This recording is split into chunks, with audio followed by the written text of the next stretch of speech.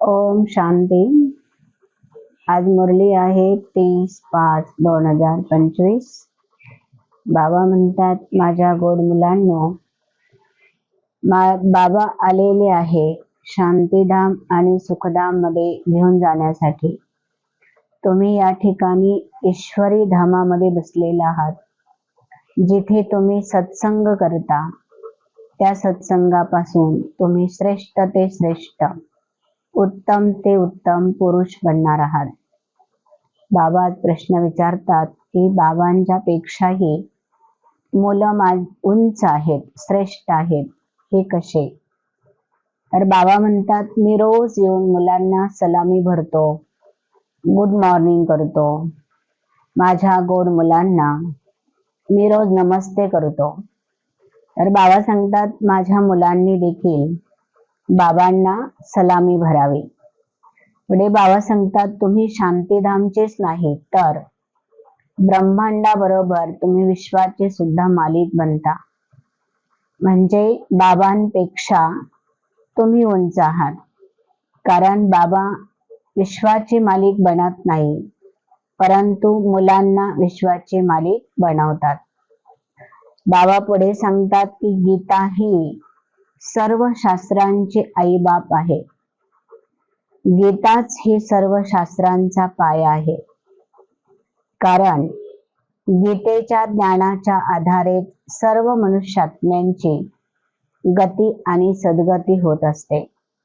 गीतेचं ज्ञान स्वतः शिव परमात्मा शिव बाबांनी ह्या धर्तीवर येऊन दिलेला आहे, आणि ह्या गीतेच्या ज्ञानाचा वरसाच मुलांना अनेक जन्माचा प्राप्त झालेला आहे। बाबा म्हणतात की मुलांनो, तुम्ही रोज नवनवीन बाबांकडनं ज्ञान ऐकता। त्या ज्ञानाचं तुम्ही सिमरन केलं पाहिजे, चिंतन केलं पाहिजे। ह्या चिंतनामधूनच मंथन बाहेर येतं, म्हणजेच मक्खन बाहेर येतं। जोपर्यंत ज्ञानाचं चिंतन होणार नाही, तोपर्यंत ज्ञानाची ताकद, शक्ती ते आत्म्यांना मिळणार नाही। पुढे बाबा सांगतात की असा जो बाप आहे, ज्याने सर्व मुलांना विश्वाचं मालिक बनवलं होतं, राजाई दिली होती, सर्व सुखाने समाधानाने परिपूर्ण केलं होतं, अशाच बाबांची मुलं ग्लानी करत असतात। बाबा म्हणतात, बाबांना परमात्म्याला सर्वव्यापी म्हणणं ही सर्वात मोठी माझी ग्लानी आहे। ज्या बापाने तुम्हाला सर्व समृद्ध बनवलं, अशा बापाची ग्लानी करणं हे मुलांना वास्तविक शोभत नाही। दुसरं बाबा सांगतात की तुम्हाला ही खुशी नेहमी असायला हवी की आम्ही ब्रह्ममुख वंशावली ब्राह्मण आहोत। ब्राह्मणच भविष्यामध्ये देवता बनतात, आणि पुन्हा देवता झालेले आत्मे पुन्हा कलियुगामध्ये शूद्र बनतात। परंतु आपल्याला या ठिकाणी मी शुद्ध ब्राह्मण आहे याचा नशा आणि याची खुशी आपल्या चेहऱ्यावर नेहमी झळकली पाहिजे। चेहरा तुमचा नेहमी प्रसन्न दिसला पाहिजे, चेहरा नेहमी तुमचा हर्षितमुख असला पाहिजे, कारण स्वतः शिवबाबा या ठिकाणी येऊन तुम्हाला रोज शिकवत आहे। या शिक्षणाचा तुम्हाला नशा जरूर असला पाहिजे।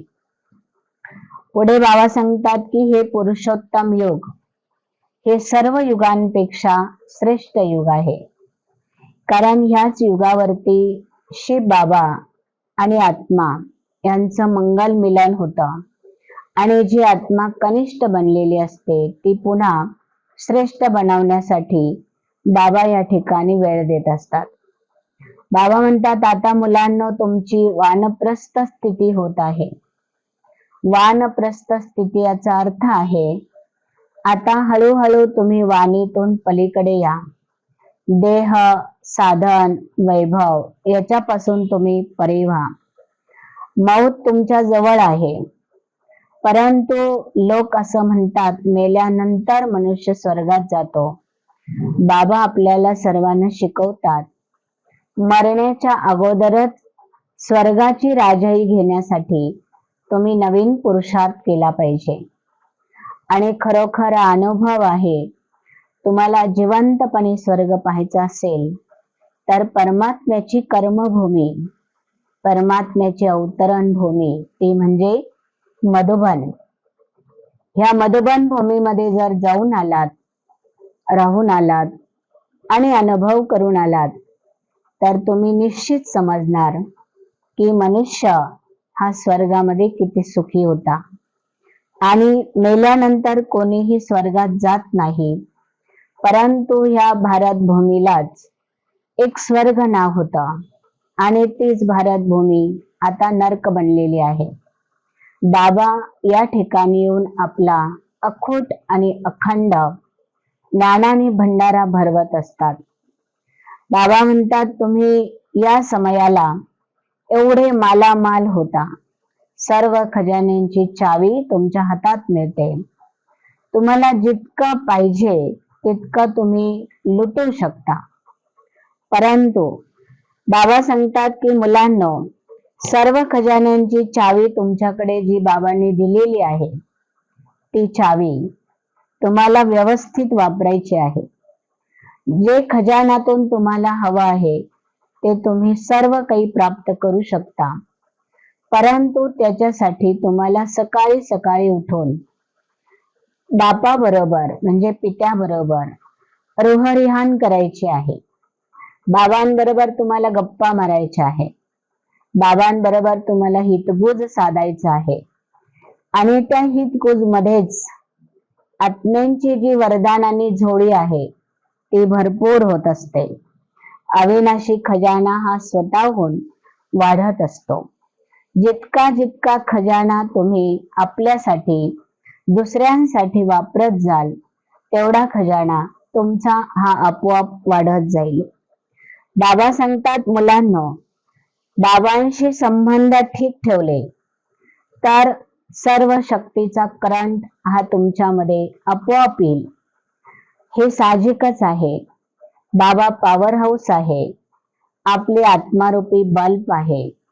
आणि ह्या बल्बचा संबंध जर पॉवर हाऊसशी राहिला तर निश्चित पॉवर हाऊस मधून येणारी शक्ती, येणारी लाईट ही आत्म्याची ज्योती प्रज्वलित करेल.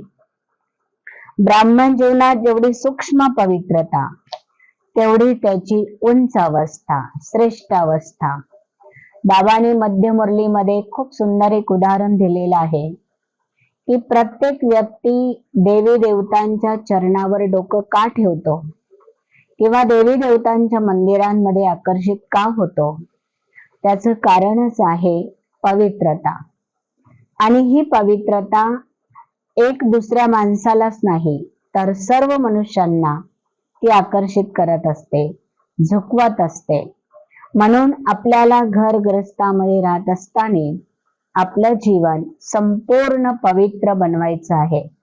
पवित्र वाणी, पवित्र दृष्टी, पवित्र कर्ण, इंद्रियांना पावन बनवल्याशिवाय आपण पावन दुनियामध्ये जाऊ शकत नाही किंवा पावन दुनियाचा वारसा आपल्याला मिळू शकत नाही. ओम शांती.